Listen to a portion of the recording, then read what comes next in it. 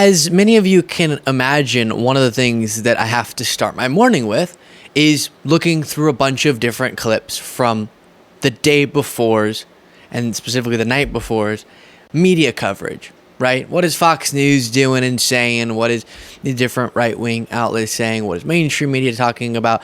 To figure out what I could include in segments on the show. And it's become something, strangely enough, this wasn't the case for a long time, but something I've looked forward to a lot, specifically with Fox News, because every morning, the primetime coverage from the night before is so wild and so off the rails and self-embarrassing for these hosts that it proves over and over and over again to me that they really don't know how to run against and oppose this super energized, pumped Harris Walz campaign. And I have the latest example of that for you, where Jesse Watters, who lately has just been losing control of himself on air, not being able to handle covering this campaign, and he shows us his latest example, where now he's going after Tim Walz, and I want you to figure out what it is that Watters has an issue with here. Red flags, but one is glaring: his body language.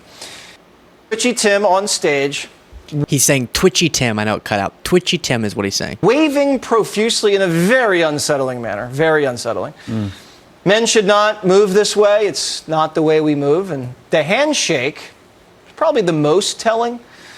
This is Walz and his wife shaking hands like business associates, followed by a weird hug. Now let's compare that to Walz's interaction with Kamala's husband, Doug. Interesting.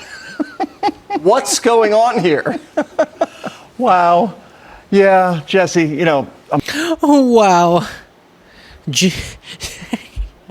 Oh, wow, Jesse. What's going on here? Wow. Yeah, Jesse, you know, I'm a D-list cable guy, right? You're not. Well, all right, maybe C.5 list. Okay. The point being that I sometimes get invited to speaking events across the country like you are. Yes. Right? And when I'm done, my wife usually comes with me because it's kind of a mini vacation. Yeah. And I give her a hug and a kiss because you met Mrs. C. And, yes. you know, I'm a lucky guy. I'm not shaking her hands like I'm at a State Farm convention, right? But that's what we saw here with Tim Walz. Some may call this weird. That's the only adjective that comes to mind And right the now. hug is not the way you hug your wife. You know, you hug your wife from the body. You don't hug like this. Yeah. Different than he hugged Doug. It was very sumo wrestling-like almost, right? He was going to take him out. Yeah, but boy, he liked Doug. He loves there. Doug. I mean, who doesn't? I mean, you've seen Jill in the same embrace. The nanny loved Doug. That's Yeah, for sure. a little too much. Yeah. Wow. So really highbrow stuff there. And I have... What? I need to describe for our podcast listeners. I was looking over the screen. Producer Jaden came and stood behind me as I was. And I said, can you find what it is that they're upset about? What they find strange about Tim Walz's behavior? He's just excited and he's waving at the crowd. And then, not that this is an important thing, even if he did have a weird hug with his wife, I don't really find that relevant to our political conversation. They're saying this is a red flag about his candidacy. That's how he introduced the segment. I don't think so. But what he did was reach out for her hand, grab her hand, and then pulled her toward himself after grabbing her hand to embrace. And because he's so much taller than her, he had to lean down. That's what happened. And apparently that's a red flag. That's a big red flag, whereas there was more of a bro hug nature to the Tim Walz, Doug Imhoff hug. But now they're calling him Twitchy Tim. The funny thing is the things they're attacking him for example, one of the clips they played was him sort of doing grabbing his chest, smiling, bending down a little bit, being in awe of the crowd and their support. While they attack it, most people watch that and find it super, I don't want to use this phrase because it's a little bit too patronizing. Adorable is what I was going to say, but that's the wrong word for it. They find it likable, very human to sort of be in awe of the crowd in front of you. And that's what Tim Walz was doing. But Jesse Watters as he's spiraling out of control in his coverage of this moment, also recently said this, so it shouldn't surprise us that his thoughts are strange. Has mommy issues, or they're just trying to be accepted by other women. And I heard the scientists say the other day that when a man votes for a woman, he actually transitions into a woman. Oh, is that right? Yeah, that's what the science says. And I know if you're a MAGA person watching, you would say he's doing humor. He's being comedic, okay? You're just missing the humor. No, I get they're laughing, but they think they're also making a point. That's why it's being brought up on these political shows. He did a whole thing with the banner Twitchy Tim to, yes, laugh and make jokes, but also say there's something strange about him. And while they're doing that, they're actually alienating people. Now, one person who was not trying to be humorous, and we will flash back to this, and then we'll get to their attacks against Tim Walz's military service, but I do have to, because these are just too iconic now, play Laura Ingraham's recent attacks against Harris. This one, I can't get over. Yeah, that's DEI. And this sums up the Biden-Harris administration's fixation with it, because it gives them the veneer of being champions of minorities and women. And Harris knows how to lay it on really thick at her sorority event last night. And please have a seat. I thought everyone was standing. If you have a seat, please have a seat. Thank you all. And to all the members of Sigma Gamma Rho Sorority Incorporated. That's really funny. And every time I see this part, I smile, and then I'm so jolted by Laura Ingraham's face being so serious when we come out of this clip. Sigma Gamma Rho Sorority Incorporated. You just can't help but smiling. There's something so... I hate my life. That's what I'm seeing. that's really funny. And Oh, gosh. Oh, gosh. I know we've gone over this so many times, so it's so repetitive, but I feel like she's the type... This is so mean. The type of person that a little kid comes up to her and goes, look at what I painted in school. And she goes, that's terrible. You didn't even paint inside the lines. God. Here's the hugging critique. yeah, now you get it.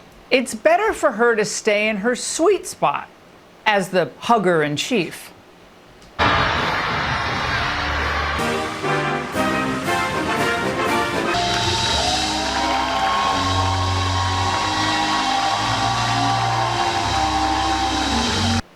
And again, for our podcast listeners, they just play a compilation of the most normal hugs you've ever seen in your entire life. Now, to continue on with the attacks that we've been hearing against vice presidential candidate now in Minnesota Governor Tim Walz, you have Kevin McCarthy, who is so sad that he doesn't get attention anymore, going on Fox News and saying this. This is the most extreme. This is going from San Francisco to, here you go into Minnesota, the area that even Ronald Reagan could not win. I mean, this is what's so amazing to me. I served with Tim. We came into Congress together. He's known for being the Bernie Sanders of Congress, but to combine this is...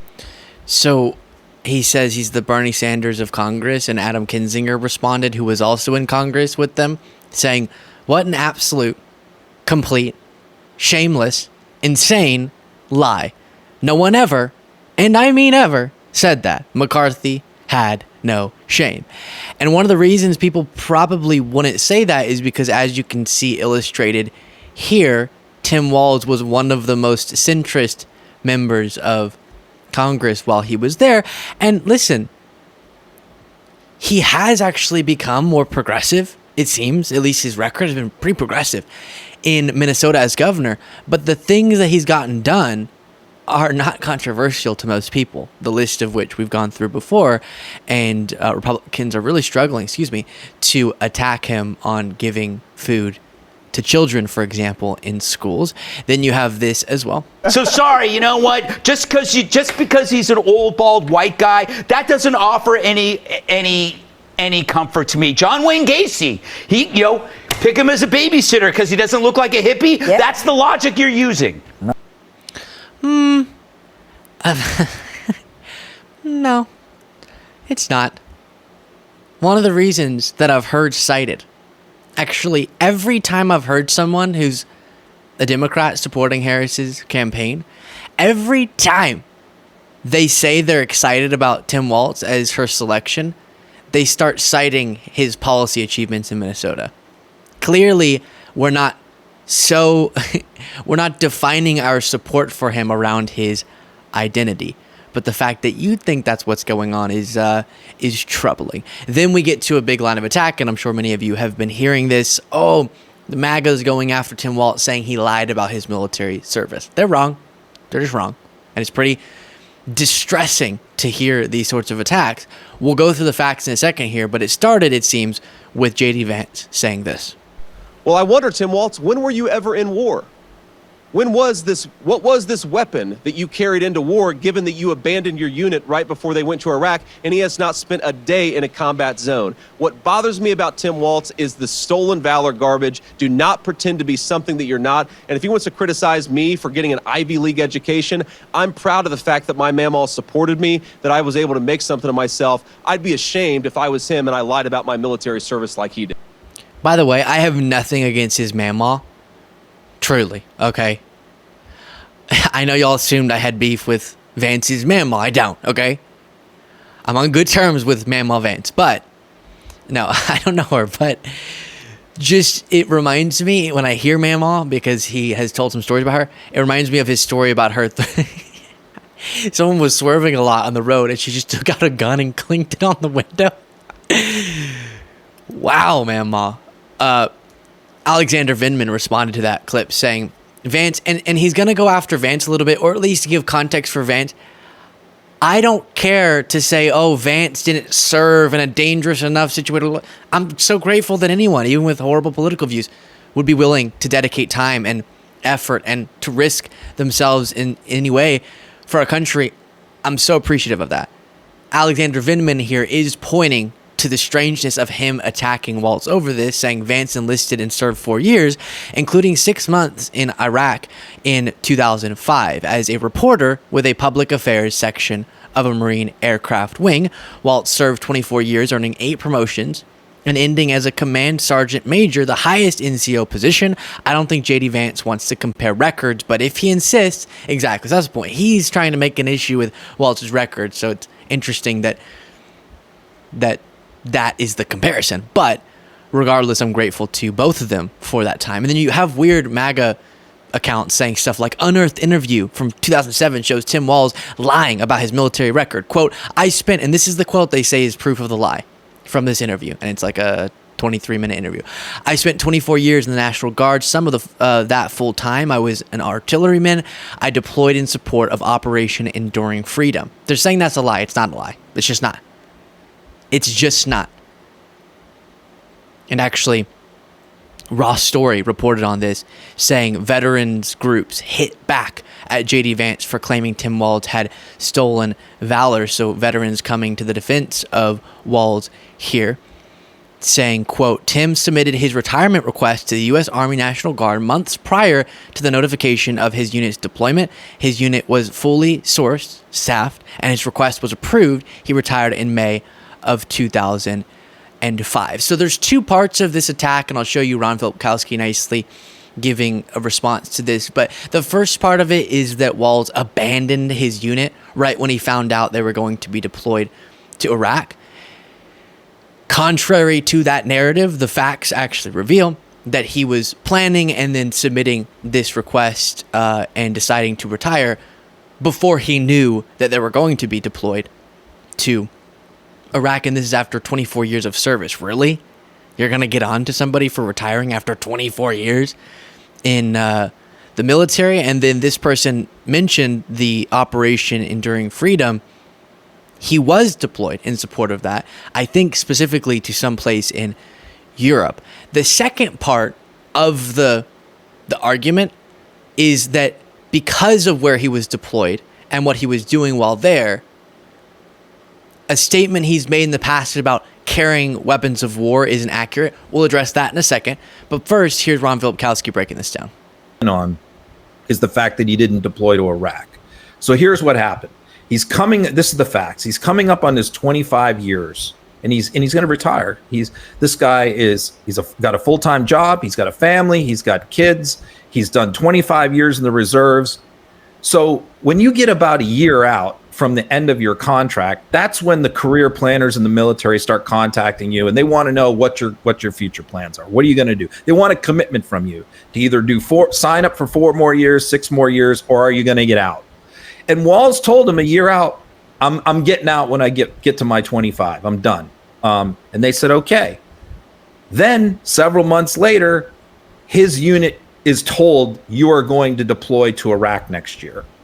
So this is what they're beating him up, that he abandoned his unit, because at that point he had a decision to make.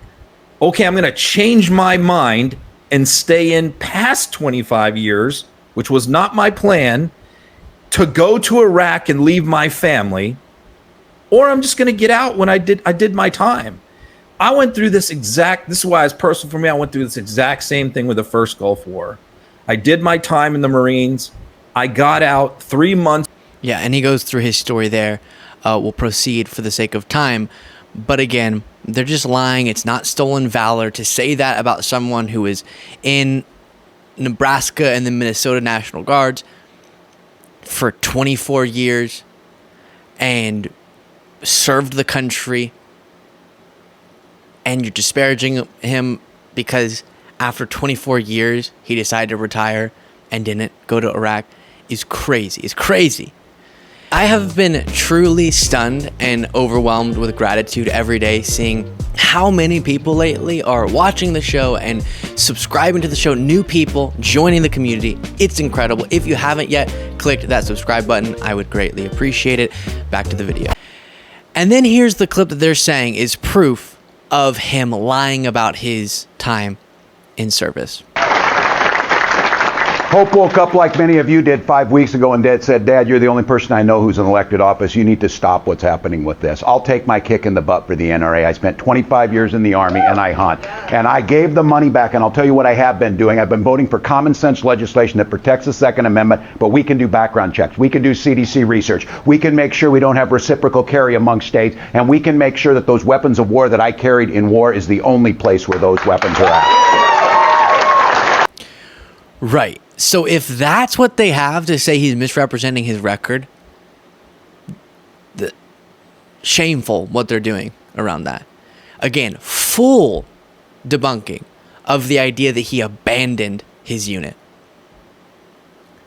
Ridiculous idea.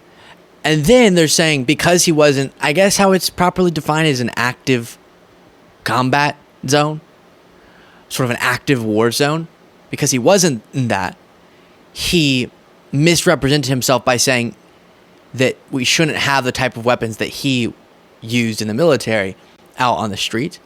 Obviously, the way he worded it, he was saying the weapons of war that I carried in war. That does sound like he's saying he was in an active war zone. It's a comment, okay? It's a one little comment. He means the weapons of war he carried in the military. Yeah. AR-15s, for example, shouldn't it be just regular citizens purchasing them for recreational use or whatever, but instead let's keep that with the military for the purposes of war.